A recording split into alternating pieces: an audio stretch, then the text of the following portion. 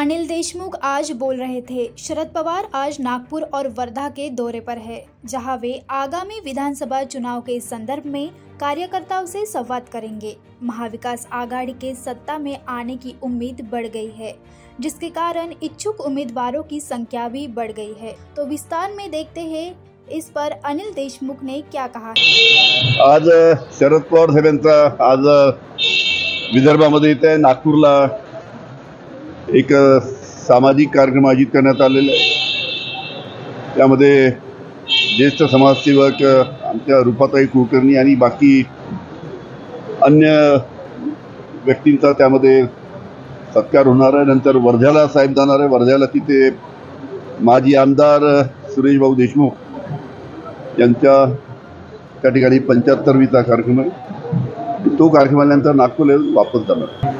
साहजिकच आता विधानसभेचं वारं सुरू झालं आहे। अनेक मतदारसंघात मोठ्या प्रमाणात इच्छुकांची संख्या अतिशय वाढली आहे, कारण की सर्वांना माहीत आहे की महाराष्ट्रामध्ये महाविकास आघाडीचं सरकार येणार। कालच आपण ऐकलं कोण मुख्यमंत्री होणार याच्याबद्दल सुद्धा काल तिथे चर्चा झाली, पण आमचं ठरलं आहे महाविकास आघाडीची सत्ता महाराष्ट्रामध्ये 100% येणार।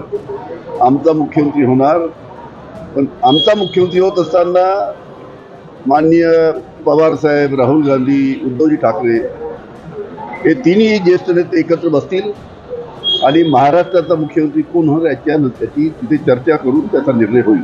असं आहे की महाराष्ट्राची निवडणूक ऑक्टोबर महिन्यामध्ये व्हायला पाहिजे होती, पण समजत नाही हे भारतीय जनता पार्टीचं सरकार निवडणूक घेण्यासाठी का घाबरते। अजून पुढे ढकलण्याचा त्यांचा विचार त्या निमित्तानं दिसतोय। भारतीय जनता पार्टीचं सरकार महानगरपालिकेच्या निवडणुका घेत नाही, भारतीय जनता पार्टीचं सरकार नगरपालिकेच्या निवडणुका घेत नाही, नगरपंचायतच्या निवडणुका घेत नाही, आणि आता विधानसभा आहे तर त्या सुद्धा पुढे ढकलण्याचा त्यांचा प्रयत्न आहे।